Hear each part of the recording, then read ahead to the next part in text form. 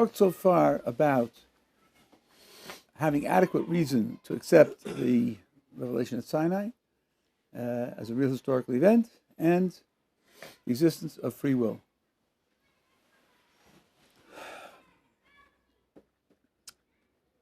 I want to talk to you a little bit about the two aspects of the Torah that we received, the oral and the written, and I put it in that order for a purpose, how they're related to one another. I think it's important to get this straight, and a little bit about their contents and how they operate. Here's the history of the events. The people leave Egypt and they trek to Sinai. And there's a book which Moses writes, dictated by God, starting from Genesis down to Revelation at Sinai. That's all. That means the book of Genesis, book of Exodus, up to chapter 20. Maybe through chapter 22. Then there's the event at Sinai, Revelation, in which God speaks to the entire nation and communicates to them the 10 pronouncements at Sinai. That they get by hearing it from God. Then Moses is on the mountain for 40 days and nights. Okay, it happens 3 times for various reasons, but that's the idea. He's on the mountain, and God communicates to him almost the entire law of the Torah, orally, in oral formulations. I'd say almost because there are maybe 6 or 8 pieces left out for various reasons. 6 or 8 out of 10,000. And then he comes down and starts teaching it to the people, orally. And he teaches it to all of them. That period stretches out to another 39 years. 39 plus years. No book, what we call the 5 books of Moses, doesn't exist. It's just oral instruction. Finally, at the end of his life, he puts together what we call the 5 books of Moses, and the last thing he does before he dies is gives copies to each of the tribes, and then he dies. The oral comes first, and the written comes afterwards.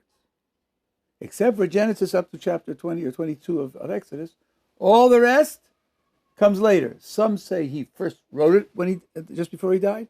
Others say he wrote it in pieces as time went on, but it was put together and assembled into a book only just before he died. This point, and there's no disagreement about this point has very important implications. Some people ask, like in this week's Torah portion, there's a famous incident where Korach leads a rebellion against Moses, and Moses says, if I'm right, then let these people die a terrible death, and so forth and so on. And so it records that they die a terrible death. Now, let's see, boys and girls, if he got that text at Sinai, then before they performed the rebellion, Korach and his followers would know they're going to come to a very bitter end, so they probably wouldn't have done it. And then the text wouldn't have been right, and it would have ended up with a paradox, and so on. But of course, they didn't have that text. That text was written after the events. So it solves that problem. But secondly, what then is the relationship of the written to the oral? So Rav Hirsch gives the following analogy. You're in university, you're taking a course. It could be a course in chemistry or Greek history or whatever. And you're taking notes. Let's suppose it's week 11 of a 14-week course. You go through the lecture and you take notes. Now, ask yourself, someone gets hold of your notes. Could he reconstruct the content of the lecture from your notes? Not if you're good at taking notes, because you wrote down as much as you need, you who were there and heard the lecture, what you'll need to remember. Someone who wasn't at the lecture is not going to get the content of the lecture from that. Suppose the professor's talking and you're writing, and then he modifies a point, and you say, he modified that. You underline a word. To you, that underlining is important. You remember he modified the point. The reader who wasn't at the lecture won't know what the underlining means. It's only relevant to you because you were there. So when the text is very clipped, short, elliptical, missing a great deal of content, that's because it wasn't designed to be the source of the content. It was designed to record certain aspects decades later, after decades of teaching, instruction, debate, discussion, analysis. It's already an ongoing institution in a whole nation for decades. That's why the written, is not meant to stand on its own. I'll give you proofs of this in a minute, that the written can't stand on its own, but it's not meant to stand on its own. It's meant to be inserted into a context in which there's already a large amount of information that's the common property of the people. Now, one direct implication this has is to neutralize a question which many people ask, and many people sweat to answer, and only recently have I come to appreciate that the question is not really a question. Why isn't there an explicit statement in the written Torah that there's also an oral Torah?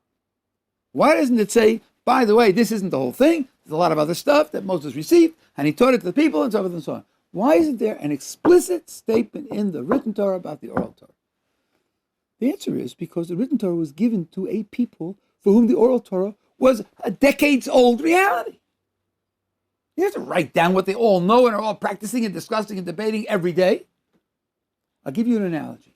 In the United States of America, every law in the country, in the national legislature, in the state legislatures, in the town councils, every law is subject to judicial review by the Supreme Court. The Supreme Court can strike down any law and say it's unconstitutional, and therefore it's invalid. No law in the United States has in it a clause, we're telling you to do this, this, and this, but of course, if the Supreme Court says that it's unconstitutional, then the law is null and void. No law says that. Why doesn't any law say that? Because it's an American law, written for the United States of America, some piece of the United States of America, and every American knows.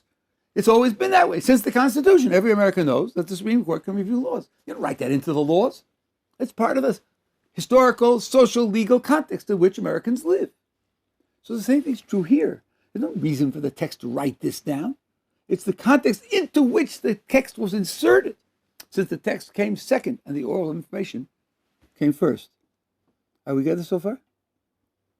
Now, the reflection of this fact is that the written, as it's written, could not possibly be put into practice by itself. If you would imagine the written standing alone as the law book of a real community of people trying to live, it would be impossible to put it into practice. Let me give you some examples why this is so. One of the great laws of the Torah is Shabbos. It's one of the 10 pronouncements at Sinai. It's written at least 15 times. A deliberate violation, it carries a death penalty. What does the Torah say about Shabbos? Well, 15 times it says, don't do malacha. Don't do malacha on Shabbos. Okay. I'm pledging allegiance. I accept. Please tell me, what is malacha and what is not malacha? What kinds of actions are malacha, what kinds of actions aren't? There's no content. There's no definition. Is signing my name a malacha or painting a picture? How about erasing my signature? Is that a malacha? Building a building? Demolishing a building? How would you know? Planting a seed? Watering a seed? Pruning a tree? Pulling off branches from a tree? Weeding a garden? Are those malachot? Are they not malachot? There's just not enough in the concept to decide questions like that. Now, this is a capital crime. Imagine a person being brought to the court and the witnesses say, we saw him pruning a tree on Shabbos. The judge says, okay, let's see. Pruning a tree on Shabbos. What should I do about that? I mean, well, the Torah says don't do malacha, but I don't know. Is it a malacha or is it a malacha? Should I punish him or should I not punish him? Don't know. Don't have a clue. If there isn't an oral accompaniment, you can't put that into practice. Marriage. Nowhere does the Torah say what you have to do to be married. Married is very important. Adultery depends upon marriage. You're prohibited from marrying your spouse's relatives. If you're not married, you can marry them. If you are married to a spouse, neither you nor your spouse can marry the opposite person's relatives. Nowhere does it say what it takes to get married. Now, for divorce, we have an embarrassment of riches. We have 6 words. 6 whole words. Which translated means he, the husband, should write her a document of severance, cut off, and put it in her hand. Wow. Now we have an embarrassment of riches. He should write her, document a severance, and put it in her hand. Anybody who lives in the real world, and especially lawyers, will immediately start to ask questions. So if the husband's illiterate, he can't divorce his wife? So if the wife's an amputee, doesn't have hands, he can't divorce his wife? Suppose they're in different cities. Must he travel, or could he send it with a representatives, or email it, or SMS, or carrier pigeon? What text does the document have to have? Is bye-bye baby enough, or does it have to be a little more detailed and descriptive as to what exactly is involved? Put it in her hand. Can I put it on the table? Can I put it in her pocketbook? Can I throw it at her feet? I mean, all these questions, the text doesn't give you a clue how to deal with them. In the fall, there's a holiday called Sukkot. On Sukkot, there's a ceremony to perform with 4 plants, species. One of them is described in the Torah as pre-Eitz Hadar. Pre-Eitz Hadar means a beautiful fruit from a tree. Or maybe not. Maybe it means a fruit from a beautiful tree. Maybe beautiful modifies tree and not fruit. Did I give you any specific instruction what it should be? It could be a plum, a pomegranate, a pear, a Jaffa orange, grapes, olives. Would you pick a citron? How would you pick a citron? And the only thing in the history of the whole Jewish religion that has ever been used in a citron. The text, as it's written, can't be put into practice without some kind of oral accompaniment. The most prominent example, and Rashi actually points this out, is a verse, Deuteronomy 12:21. There the Torah is considering the following practical dilemma. You're going to go into the land of Israel, going to conquer the land, take possession of it, spread out over a large geographical area, and you will want to eat meat or a steak for supper. Can you slaughter an animal in your backyard and have a barbecue? Is that okay? Or must you go to the place of central worship, where the tabernacle is, where the temple was built, and offer a sacrifice and eat the portions that are available to the person who brings the sacrifice? Can you have a barbecue at home in Tiberia, in Tzfas, in Beersheba, or not? That's the question the Torah is dealing with. And the Torah says, go right ahead. No problem. Have your barbecue 200 miles from the temple. Perfectly all right. Just slaughter the animal as I commanded you. Just one provision. Slaughter the animal as I commanded you. Huh? Didn't say how it slaughtered. So the reader says, oh, okay. Wow, I can have the barbecue in my backyard in Tiberia. Only one thing, slaughter as I commanded you. Where is that command? Where is it written down? Maybe it's an appendix at the back of Deuteronomy, or maybe it's buried in the book of Job someplace. Where is it? It's nowhere. Nowhere does the written text give any hint as to how you should slaughter animals. So the attentive reader is going to say, hey, Moses, what does this mean? What does this mean? What is it talking about? And Moses is going to tell you, don't you remember 3 weeks ago when we went through this in the teaching of the oral tradition? I told you. God communicated to me laws about how to slaughter animals. And I taught them to you 3 weeks ago. Let's review them. So make sure you remember them and understand them. The written is making reference to that oral information, which isn't in the written anywhere. There's a verse in Leviticus, if you need it, I can look it up, where God is telling the Jewish people to keep commandments and statutes and testimonies, etc., and his Torahs. That's Torah in plural. His Torahs. Rashi says on the spot, one is written and one is oral. So the idea that the written makes necessary an oral accompaniment is clear. If you read it carefully and try to understand it and put it into practice, you cannot do that without an oral accompaniment. Why it doesn't say explicitly, hey, there's another chapter out there that's taught orally? Because everybody was living with that. It was their own living reality for decades before they got the book. That's certainly not a necessary thing to do. Yeah. One question. You just said that they got it before the written Torah. So at Matan Torah, I heard that the reason we dairy products is because they didn't know how to shuck animals. But according to what you said, they knew how to shuck animals before. No. Again, let's go through the chronology again. They came to Sinai. They didn't have these laws yet. They came to Sinai. They heard God speak the 10 pronouncements. After that, Moses got all the rest of it orally, and he communicated it to them orally afterwards. But at Sinai, that's right, that was after, right. Okay? Now, there's a famous story in the Talmud. A non-Jew came to Hillel and said to him, I want you to convert me to Judaism, but teach me the written Torah. I'm not interested in the oral. No, I don't relate to that. Teach me the written Torah. Only the written Torah. And Hillel, as it was his custom, said, okay. Others reject this fellow, but Hillel said, fine. Let's go to work. So Hillel says, let's start with the letters of the alphabet. Learn the written, learn the letters. He starts with the first four. He teaches him alphabet, Gimel, Dalet. So the Hillel says to him, go home and review, and tomorrow we'll pick up from there.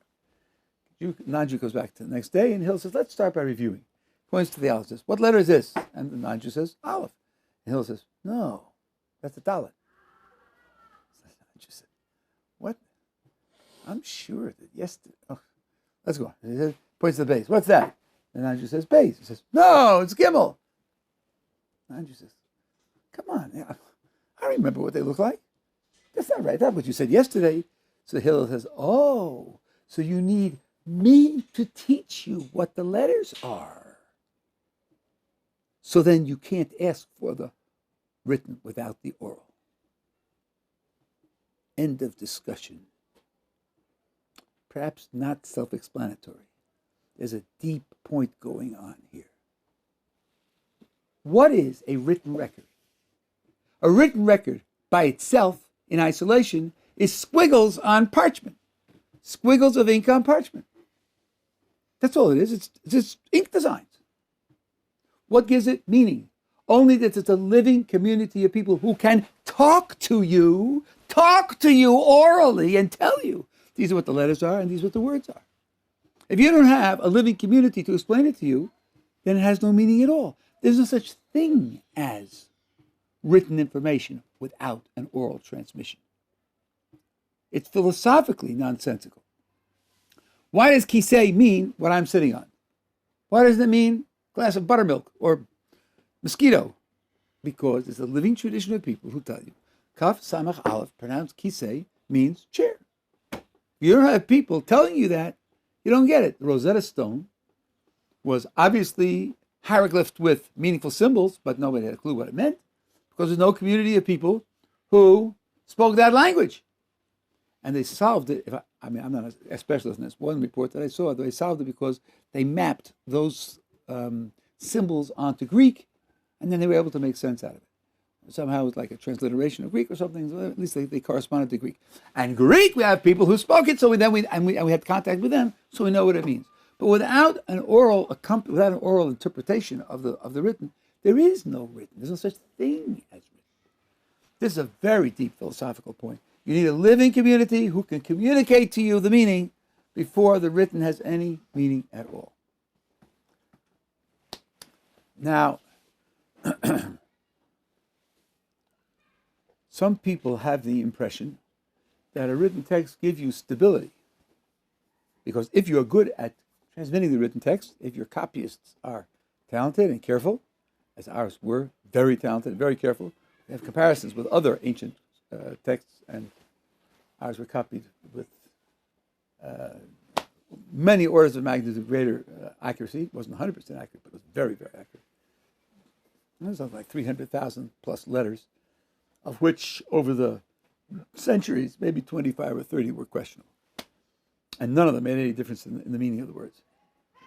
And maybe it's less than that. Maybe it's less than that because some of the scrolls that we found with variations were not necessarily certified scrolls, not necessarily ones that were certified by the right copyists. So, the impression some people get is, well, scrolls, if the copyists are good, are constant. They're an absolute anchor.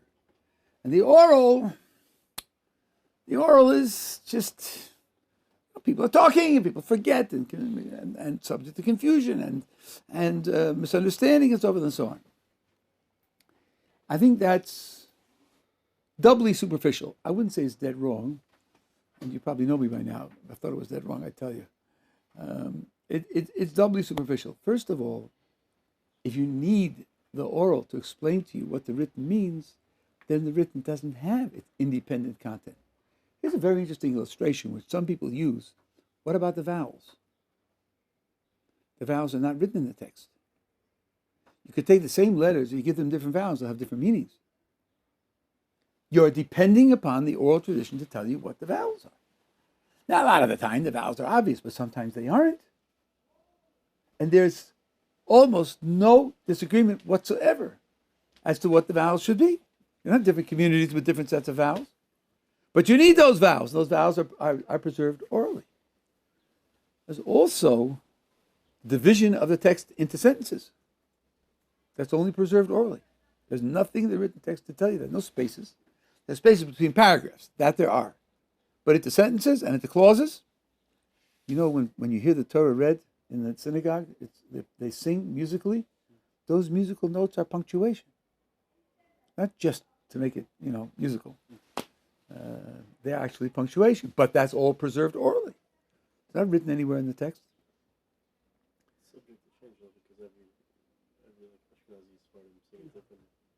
Yes, but they are in agreement on what the force of the punctuation is. Everyone agrees that an asnachta is the major break in a sentence, whether you sing it one way or sing it the other way. The musical notes change, but the impact of the punctuation remains constant throughout. And what we really care about is the impact of the punctuation.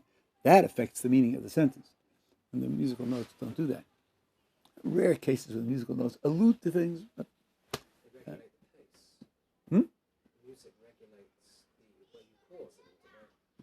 because of the punctuation. Commas were places that you pause.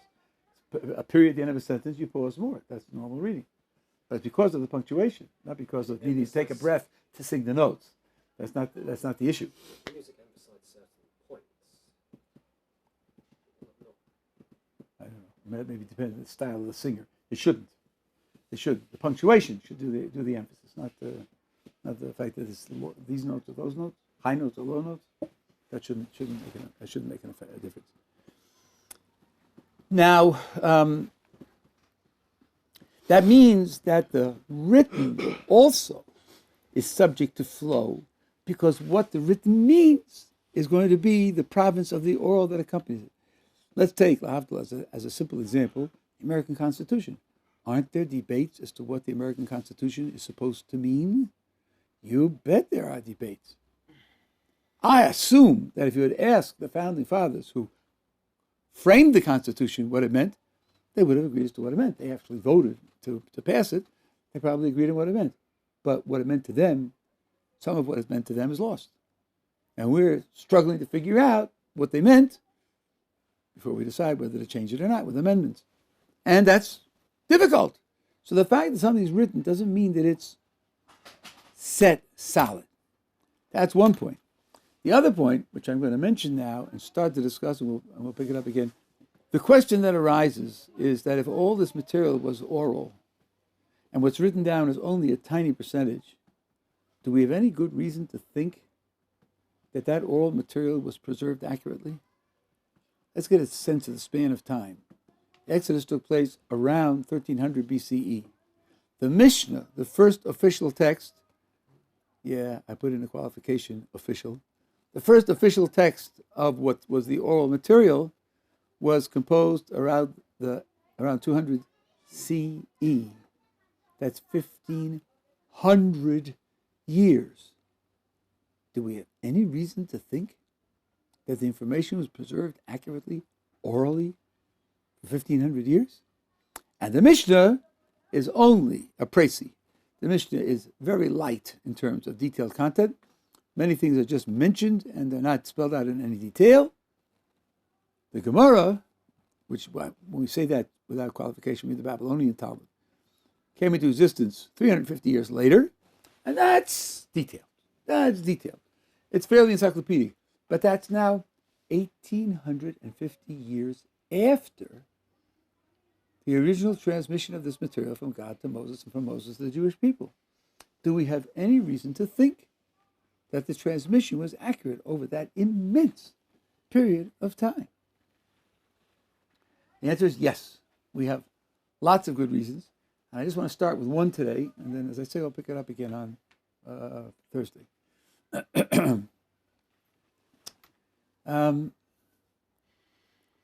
When we ask this question, I think we may have false analogies in mind. One false analogy that people talk to about is the telephone game. Or if you're lucky enough or unlucky enough to be from Great Britain, it's called Chinese whispers, which of course is ethnically inappropriate, but that's what they call it. It works like this. You have 10 people. To the first person, you give a piece of paper, and he's supposed to whisper what's on the paper to the next guy, and the next guy, the next guy, the next guy, the next guy. So finally you get down to the 10th guy, and you whisper into his ear, and he says out what he heard. Then you look at the paper, and everybody has a good laugh, because what he says out, the 10th guy, was written on the paper, are as distant as, the sun and the moon. That's a good laugh. I say, here you have 1,500 years of telephone, or Chinese whispers. If I can't trust it for 5 minutes, how can I trust it across 1,500 years? So, of course, the first remark is, give me a break. This is not the game of telephone and Chinese whispers. Why does telephone work that way? It works that way because, number one, you have to whisper. And you can't whisper a V and a Z. And there are always V's and Z's in the message. And number two, isn't that clever? Because the V comes out as an F and the Z comes out as an S. You can't speak, you can't do that. And then you can only whisper it once to the next guy. The second guy can't say back to the first guy, I think I heard you say this, did I get it right? Did I get it right? And of course, it's always played after the third martini. And it is, after all, just a party game. Do you think you could improve the telephone accuracy if you could speak rather than whisper? The second guy could say back to the first, I think you said X, did I get it right or not? And offer each person $100 if it gets down there accurately. Think that would improve transmission? Yeah, it would improve it a lot. Okay, so we're not talking about whispering here. We're talking about transmitting the will of God to future generations. That's something which is top priority in this culture. People are trained to do it. When they're good at it, they're appointed to positions of authority and fame and reputation, and they're paid to be custodians of this information. So the comparison with telephone or Chinese whispers is just ridiculous. But more than that, I think this is the key point, though I'll have more points to give you on Thursday. This point I got from a person who was a colleague of mine, Rabbi Mordechai Becher, who used to be here. Remember, we're talking about law. In particular, we're talking about law that's in force, laws that people are living by. You need to know that. Because if you don't know that, you're going to lose your shirt. You sign a contract, and you know there are escape clauses for the other side, you lose your shirt. Laws of sacrifices. You come to the temple and you say, I did X, Y, Z, here's my sacrifice. And the Kohen says, golly, I'm sorry, but it's the wrong animal. Go get another animal. That's a pain in the neck. So I'm going to make sure I know the law of the sacrifice. I don't want to go back and get another animal. It's a waste of time and money. Since this is applicable law, we have the false impression this is an academic subject. So people in the academy are studying ancient Chinese history or, the Big Bang. No, people are living by these laws. And that being the case, there's a built-in engine for making sure that you get it right. And that being the case, the thought that, it'll naturally go haywire, people will forget, they'll misinterpret, and so forth and so on, is not nearly as appealing as it seems at first glance. You wouldn't expect people to forget the traffic laws if suddenly the American government decided to make them all oral. 100 years from now, people say, look at all those red and green lights. I wonder what they mean. They're all over, everywhere. Maybe it means stop and meditate, or maybe it means pay a tax. I don't know. I doubt that will happen, right? Because if a guy gets confused with red and green, he's going to be dead, or he's going to be in jail, right? So he's going to know the difference between red and green. I think that's a very good foundation for seeing that we shouldn't expect it to go to pieces. We'll pick this up on Thursday, Mr.